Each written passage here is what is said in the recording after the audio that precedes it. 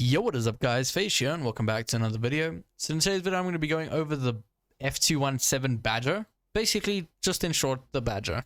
Now, the BADGER is an amazing tank and I know a lot of people don't enjoy it, but a lot of people also don't have this tank, so a lot of them are coming and saying it's bad when they don't even own the tank. So I'm going to give you guys a quick and thorough review on the BADGER.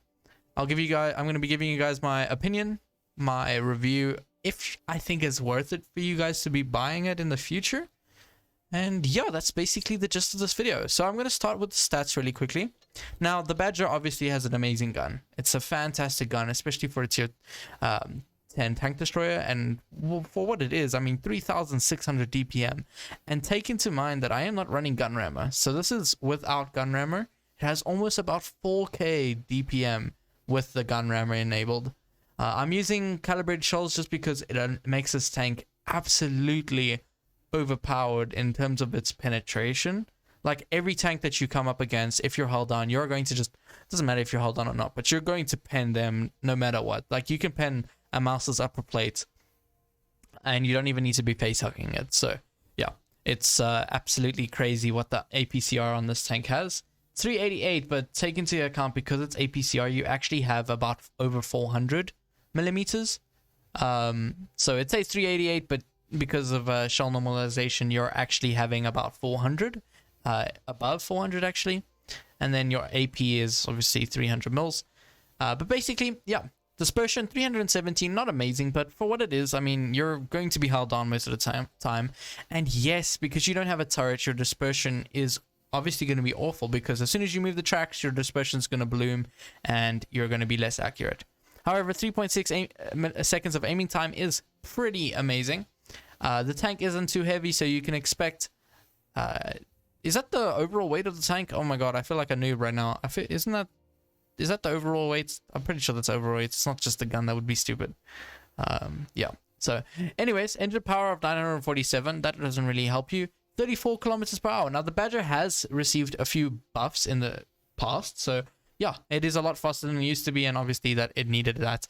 And also, you have a halt turn rate of 43 degrees per second, so it's actually pretty good. You're going to be able to turn your tank fast enough if a heavy tank is trying to circle you.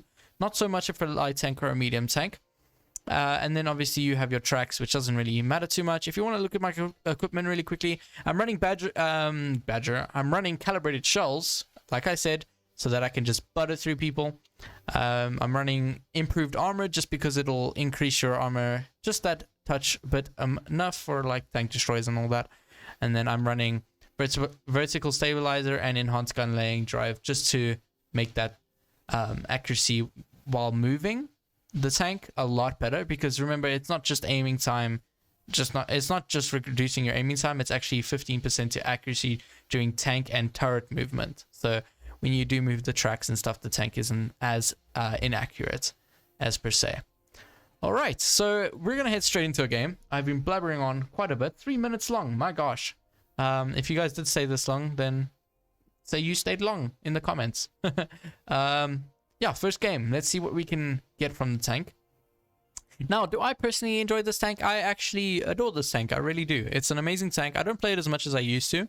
And I don't play it as much as I would probably like to. But it's mainly because it has no turrets. It's not the fastest tank. So, obviously, you're not going to have nice, fast-flowing games. But the armor on this tank is absolutely amazing. If, and only if, it is held down.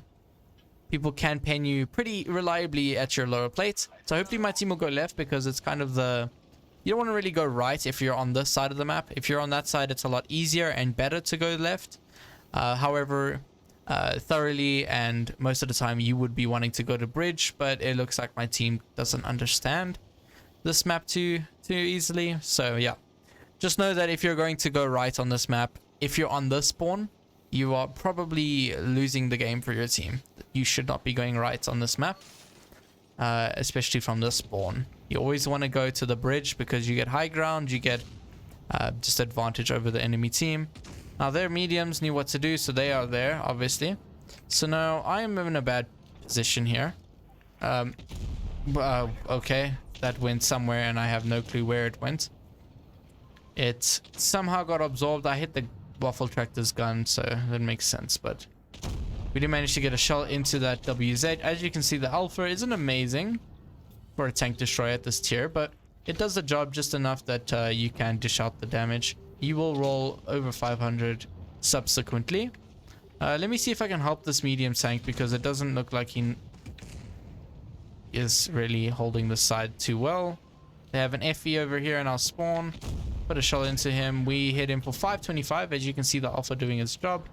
I'm going to stay behind at the staircase because it just makes that WZ have a harder time pinning me.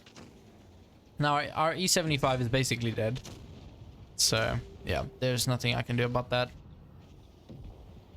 268 has just killed our E75, and I am going to angle up here. The WZ shouldn't actually be able to pin me if I'm held on here, but there's a 268 above. I'm going to,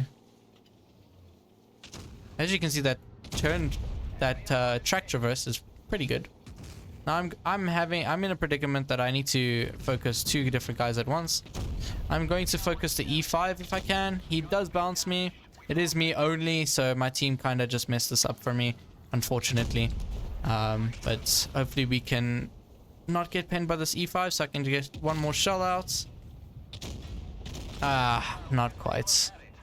Yeah, what did I say, guys? If you go right, if your team goes right on this map, you are almost 100% going to lose the game. Now I'll give you guys one more game because that was not an amazing game. We did 2.7k damage for what we did. Let me see my team there. Let's see our team, guys. Yeah, all sub 2k.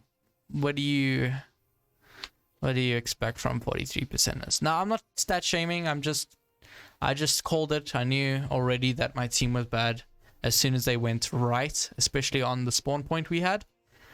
You always want to go bridge, no matter what spawn point. If you are on the other side, yes, I will let going left on the other spawn slide, just because it's a lot better to get into position, especially from that side. Like, you can get into that little park area a lot easier than you can from coming from the spawn that we were in.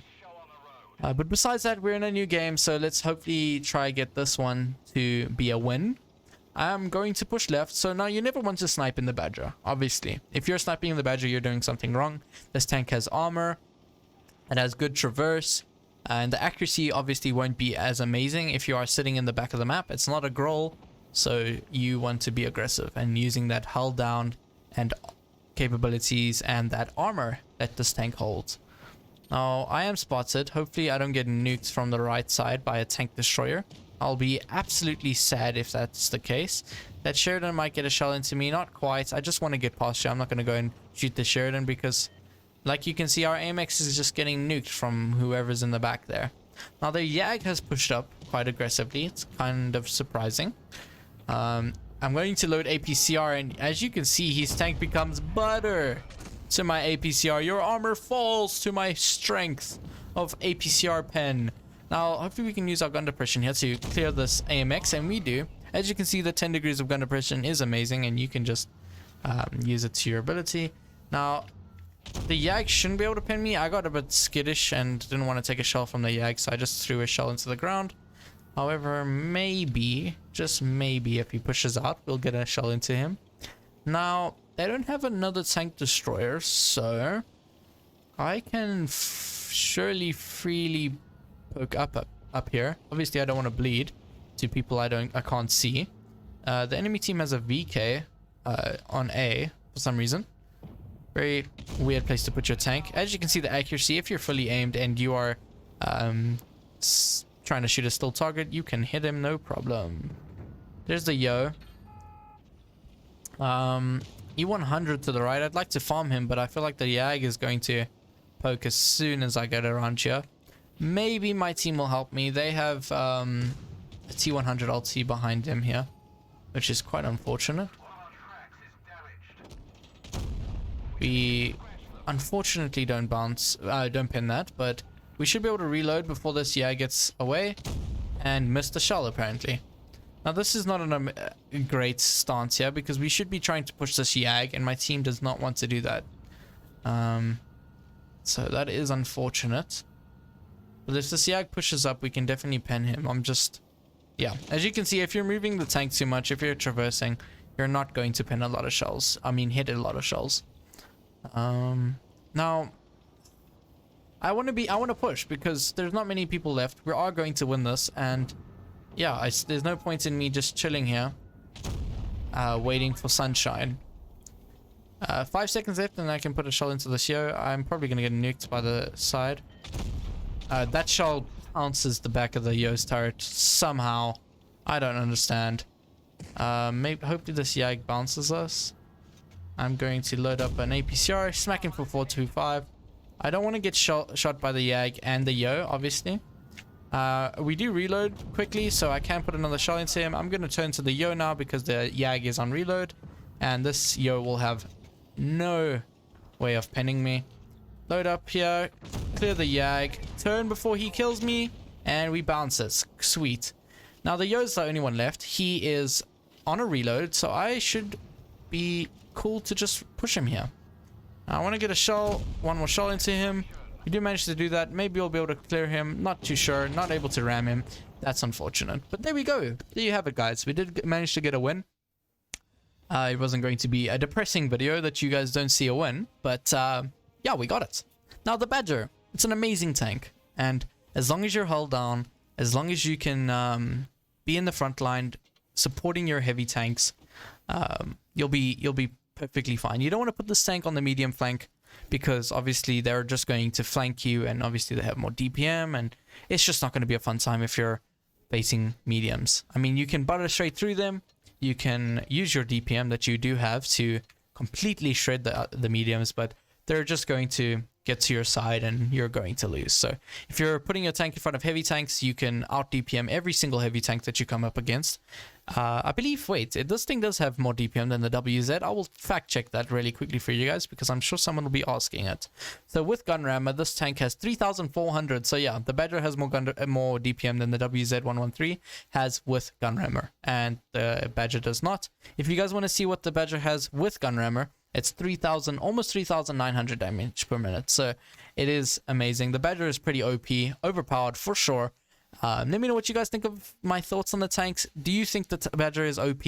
And yeah, leave a comment about that. If you enjoyed this video, obviously you can leave a like, subscribe. I appreciate it all, and I'll check you guys in the next video. Cheers.